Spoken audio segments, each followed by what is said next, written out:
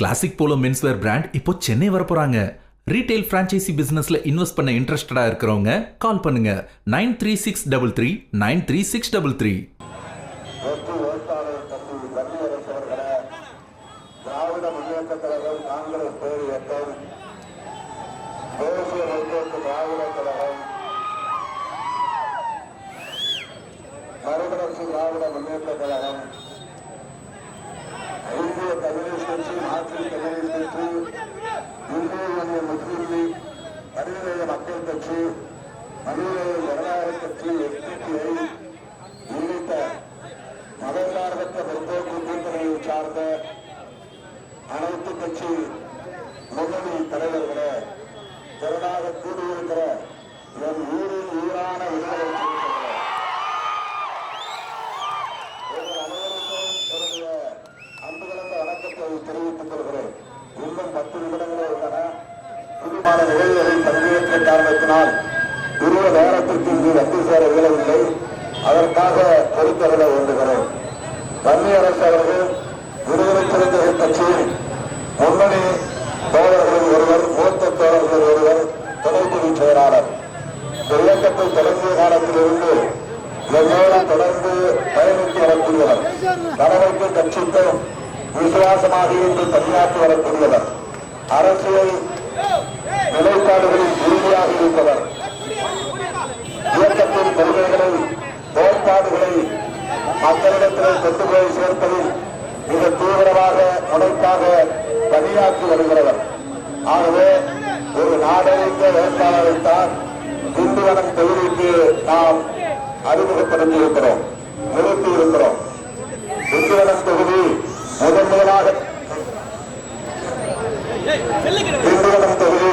முதன்முதலாக விடுதலை சிறுத்தைகள் கட்சிக்கென ஒதுக்கப்பட்டிருக்கிறது.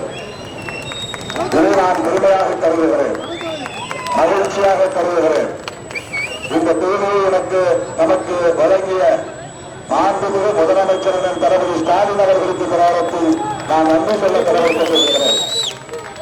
அண்ணன் மஸ்தான் அவர்களின் வாழ்த்துக்களோடு இந்த தொகுதியின் வேட்பாளராக போட்டியிடக்கூடிய வன்னியரசு அவர்களை தானே சின்னத்திலே வாக்களித்து பெருவாரியான வாக்குகளின் வித்தியாசத்தில் வெற்றி பெறச் செய்ய வேண்டும் என்று கேட்டுக்கொள்கிறேன். இது உங்களுக்கு நான் விடுக்கிற வேண்டுகோள்.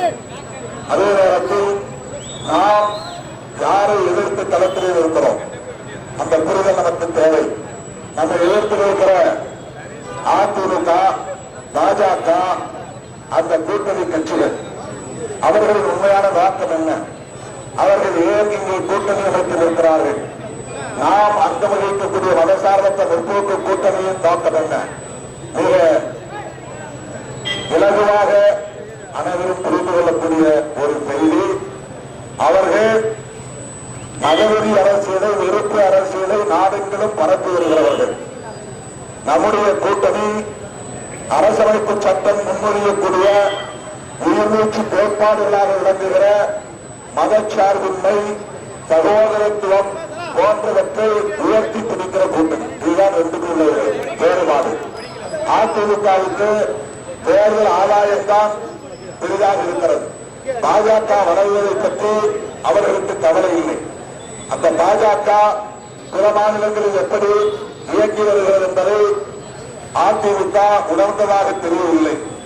எந்த கூட்டணியில் பாஜக இருக்கிறதோ அந்த கூட்டணியில் உள்ள கட்சிகளை தான் முதலில் அது கபலீகரம் செய்யும். உதாரணத்திற்கு பாண்டிச்சேரி ஒரு சான்று. அதிமுக ஒரு காலத்தில் பாண்டிச்சேரியில மற்றவர்களுக்கு சீட்டை பிரித்துக் கொடுக்கிற நிலையில் இருந்தது. ஆனால் இன்றைக்கு பாண்டிச்சேரியில வெறும் 2 இடங்களில் போட்டியிடக்கூடிய கட்சி அதை புரிந்துவிட்டது. ஆனால் பிஜேபி 10 இடங்களில் போட்டியிடுகிற கட்சியாக வளர்ந்திருக்கிறது. கண்ணுக்கு நேராக நாம் புரிந்து கொள்ள வேண்டும். ஒரு காலத்தில் திமுகவும் அதிமுகவும் தான் மற்ற கட்சிகளுக்கு தொகுதிகளை குறித்துக் கொடுத்தோம். பாண்டிச்சேரியை பொறுத்தவரையில் காங்கிரஸ் அந்த தலைமையில் இணைகிற கூட்டணி கட்சிகளுக்கு தொகுதியை குறித்துக் கொடுத்தோம்.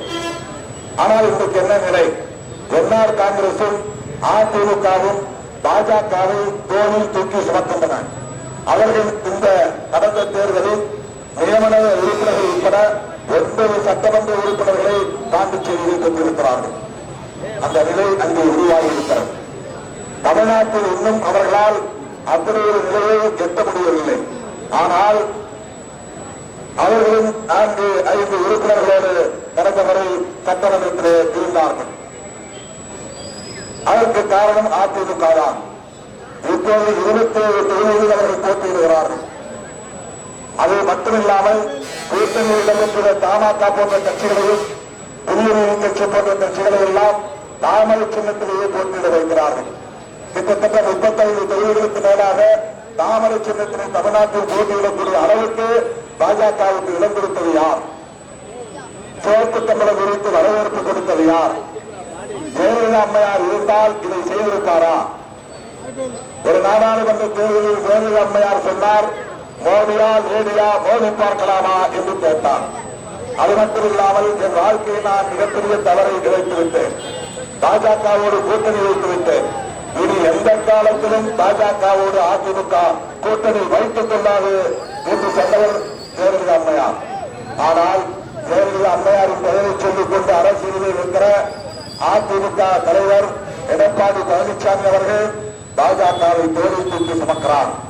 அது நம்மை போல சராசரியான கட்சியா? என்னை பார்க்க வேண்டும். அது மதவெறியை தூண்டுகிற கட்சி, சாதிவெறியை தூண்டுகிற கட்சி, வெறுப்பு அரசியலை உழைக்கிற கட்சி, இஸ்லாமியர்களையும் கிறிஸ்தவர்களையும் குறிவைத்து அவர்களை அந்நியரை போல நடத்துகிற கட்சி. தமிழ்நாட்டில் இன்றைக்கு இஸ்லாமிய அமைப்புகள் அனைத்தும் திமுக கூட்டணி இடம்பெற்றுள்ளன. இந்திய முஸ்லிம் மனிதநேய மக்கள் கட்சி, மனிதநேய ஜனநாயக கட்சி, எஸ்டிபிஐ. ஏன் அவர்கள் அதிமுக கூட்டணிக்கு போகவில்லை? எட்டி பார்க்க வேண்டும். கிறிஸ்தவ அமைப்புகள் எல்லாம் இன்றைக்கு திமுக கூட்டணியை ஆதரிக்கின்றன. ஏன் அதிமுக கூட்டணியை ஆதரிக்கவில்லை? அவர்கள் அத்தனை பேரும் பாஜகவை கண்டு அச்சப்படுகிற நிலை இருக்கிறது. பாஜக வளர்வது நாட்டுக்கு நல்லதல்ல என்று சிறுபான்மை மக்கள் அச்சப்படுகிறார்கள். இதையெல்லாம் உணர்ந்துதான் விடுதலை சிறுத்தைகள் கட்சி திராவிட முன்னேற்ற கழகத்தின் தலைமையிலான மதசார்பற்ற முற்போக்கு கூட்டணியில் உடம்புக்குடியாக பிடித்து நிற்கிறது. உறவை பேணி காக்கிறது. வெறும் சீட்டுகளுக்காக அல்ல, பதவி கவசங்களுக்காக அல்ல. எங்களுக்கு எத்தனை இடம் என்பது முக்கியமில்லை, இந்த கூட்டணியின் பாதுகாப்பு முக்கியம் என்று கருதுவன் திருமாவளவன். எங்களுக்கு 10 கொடுங்கள் 12 கொடுங்கள் என்று அடம் பிடிக்கவில்லை, முரண்டு பிடிக்கவில்லை. அந்த விட்டுக் கொடுக்கிற மனப்பான்மை எங்கிருந்து வந்தது என்றால் விடுதலை சிறுத்தைகள் உருவாக்கி இருக்கிற சகோதரத்துவம் என்கிற அரசியல் வந்திருப்பதுதான். எங்களுக்கு என்ன லாபம் என்று கணக்கு போடுகிற நல்ல திருமாவளவன், இந்த நாட்டுக்கு மக்களுக்கு என்ன பாதுகாப்பு என்று கணக்கு போடுகிற காரணத்தினால்தான் நாங்கள் இருக்கிறோம். எனக்கு ஒரு ஆசை வந்தது, சட்டமன்றத்தில் பணியாற்ற வேண்டும் என்று. 10-11 ஆண்டுகளுக்கு மேலாக நான் நாடாளுமன்றத்தில் இருந்துவிட்டேன். ஒரு வருடத்திற்கு 3 முறைதான் நாடாளுமன்றம் கூடும். ஒவ்வொரு முறையும் 3 நிமிடம் அல்லது 4 நிமிடம் பேசுகிற வாய்ப்பு தான் கிடைக்கிறது. 2 உறுப்பினர்கள் கொண்ட கட்சிகளுக்கு பொதுவாக பேச வாய்ப்பு கிடைக்காது. நாடாளுமன்றத்தில் போய் நம்முடைய உணர்வுகளை வெளிப்படுத்த முடியவில்லை, நம்முடைய துறைகளை கட்ட முடியவில்லை, விடுமுறை மக்களின் உரிமைகளை பேச முடியவில்லை, சிறுபான்மை மக்களின் உணர்வுகளை பிரதிபலிக்க முடியவில்லை. இன்னும் ஒரு 10 ஆண்டுகள் தீவிரமாக நாம் அரசியலில் இருக்கப் போகிறோம். இந்த 10 ஆண்டு காலம் ஏன் நாம் சட்டமன்றத்தில் பணியாற்றக்கூடாது என்று எண்ணம் எனக்கு. அதனால் போட்டியிட வேண்டும் என்று ஆசைப்பட்டேன். ஆனால் எதிர்கட்சியில் எல்லோரும் சேர்ந்து கொண்டு திருமாவளவன் ஏன் எம்எல்ஏ பதவிக்கு ஆசைப்படுகிறார் தெரியுமா என்றெல்லாம் ஆளாளுக்கு ஒரு யோகங்களை சொன்னார்கள். கட்டுக்கலைகளை தட்டிவிட்டார்கள், வதந்திகளை பரப்பினார்கள். கூட்டணியை குழப்பம், திருமாவளவனார் குழப்பம் என்றெல்லாம் கதை கட்டினார்கள். உடனே நான் அப்படி என்னை வைத்து இந்த கூட்டணிக்கு எதிரான ஒரு பிம்பத்தை உருவாக்குவதை நான் விரும்பவில்லை. பதவிக்கு ஆசைப்படுகிறான் அல்ல. நான் 2001 வெற்றி பெற்ற சட்டமன்ற உறுப்பினர் பதவியை 2 ஆண்டுகளில் தொடர்ந்துவிட்டு வெளியே வந்தவன் எம்எல்ஏ பதவியை. முதன்முதலாக நான் தேர்தலில் போட்டியிட்டு வெற்றி பெற்று எம்எல்ஏ ஆனவன் தான். 5 ஆண்டு காலம் அந்த பதவியை ஒட்டிக் கொண்டிருக்க வேண்டும் என்று விரும்பவில்லை. அதை திறந்தவன் பதவியாக உண்மை.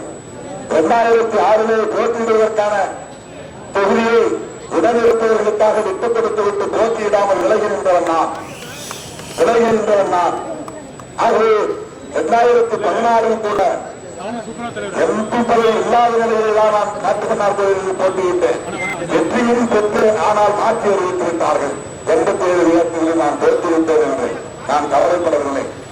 எனவே பதவி எனக்கு முக்கியமில்லை. ஆனால் நான் உண்மையிலே பிரதிபலிக்கிற ஒரு அவையாக நாடாளுமன்றம் இல்லை. என்னுடைய தோழரை முழுமையாக கொட்டுவதற்கான அவையாக நாடாளுமன்றம் இல்லை. ஒரு முறை கூட நான் 5 நிமிடங்களுக்கு மேல் பேச முடியவில்லை. அப்படிப்பட்ட அவையிலே உட்கார்ந்து நேரத்தை வீணாக்குவதை விட சட்டமன்றத்திற்கு வந்து மக்களின் பிரச்சனைகளை பேசுவோம் என்று நான் விரும்புகிறேன். கட்சித்தலைவர்களை அனுப்பிவிட்டார்கள். நேற்று நான் அறிவித்தேன், போட்டியிடுவதிலிருந்து நான் விலகுகிறேன் என்று ஐயா இளையபெருமாள் குடும்பத்திலே ஒருவருக்கு அந்த வாய்ப்பை நான் வழங்கியிருக்கிறேன். அவர் காங்கிரஸ் கட்சி சார்ந்தவர் என்று நமக்கு தெரியும். ஆனால் பெரிய பொறுப்புகளே கிடையாது. அந்த குடும்பம் காங்கிரஸ் குடும்பம், அவ்வளவுதான். இளையபெருமாள் அவர்களே காங்கிரஸ் தலைவர் தான். ஆனாலும் அவர் சமுதாய தலைவர், தேசியரின் சமுதாய தலைவர். அவரால் தான் இந்த நண்பர்களை தடுப்புச் சட்டமே வந்திருக்கிறது. அவரால் தான் இந்த ஒடுக்கப்பட்ட மக்களுக்கான பாதுகாப்பு உறுதிப்படுத்தப்பட்டிருக்கிறது. அப்படிப்பட்ட அந்த தலைவரின் குடும்பத்தை கௌரவிக்க வேண்டும் என்ற அடிப்படையில் நான் யோசித்து அந்த வாய்ப்பை தந்தேன். உடனே காங்கிரஸ்காரருக்கு கொடுத்து விட்டார். அவரிடத்தில் பேசிவிட்டுத்தான், அண்ணா நான் குடும்பம், என் குடும்பம் காங்கிரஸ், அவ்வளவுதான். உங்களுக்கு என் உரிமைச்சு உள்ளவரையில் தொண்டனாக, ஒரு தோழனாக, ஒரு உடன்பிறப்பாக, ஒரு அண்ணனாக, தம்பியாக இருந்து பணியாற்றக்கூடிய விருப்பம் உள்ளவன் தான் என்று அவர் சொன்ன பிறகுதான் அவருக்கு அந்த வாய்ப்பு நான் தந்தோம். அவர்களை ஏன் இதை சொல்லுகிறேன் என்றால், எப்படியெல்லாம் திருமாவளவனை விமர்சிக்க முடியுமோ அப்படி விமர்சிக்க விரும்புகிறார்கள். நமக்கு எதிரான கருத்துக்களை கட்டமைக்கிறார்கள். ஒரே காரணம்தான், எந்த சக்தியாலும் விலைக்கு வாங்க முடியாத சக்தி ஆசை வார்த்தை காட்டி, கசப்பு வார்த்தைகளை பேசி, விடுதலை சிறுத்தைகளை ஒருபோதும் எவராலும் வீழ்த்த முடியாது என்பதை இந்த நிலையில்தான் எதையாவது பேச வேண்டும் என்று எண்ணி அவதூறுகளை பரப்புகிறார்கள். நான் போட்டியில் இருந்து விளைவிருக்கிறேன். இன்றைக்குதான் உங்களிடத்தில் இருக்கிற வேண்டுகோள், இந்த திண்டிவனம் தொகுதி விடுதலை சிறுத்தைகள் வெற்றி பெறுகிற தொகுதி என்பதை ஒழுங்குபடுத்த வேண்டும். இதற்காக வாய்ப்பு கிடைக்கிறது. யாரையெல்லாம் 2 பேரை போட்டியிட்டு 2 பேரை வெற்றி பெற முடியாமல் போய்விட்டது. திண்டிவனத்தை அப்படி விட்டுவிடக் கூடாது. ஒரு உயிரில் உயிரான விடுதலை சிறுத்தைகளோ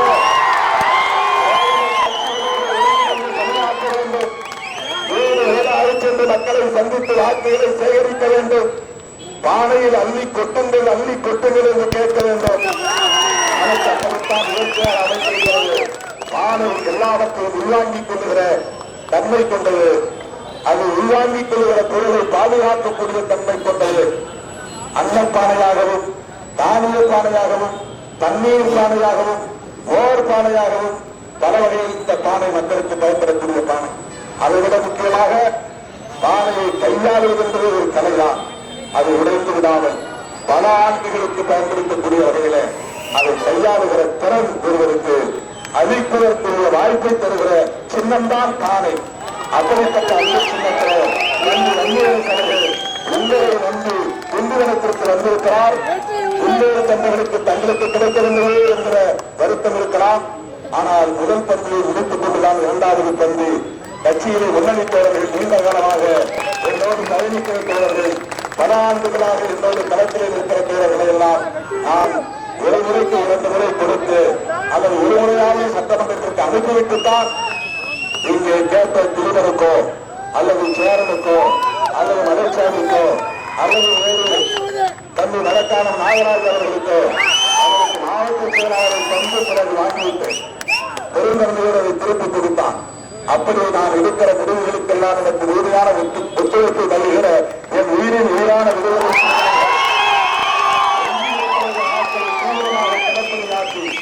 8க்கு 8 100க்கு 100 விடுதலை சிறுத்தை வெற்றி என்கிற வரலாற்றை பதிவு செய்ய வேண்டும்.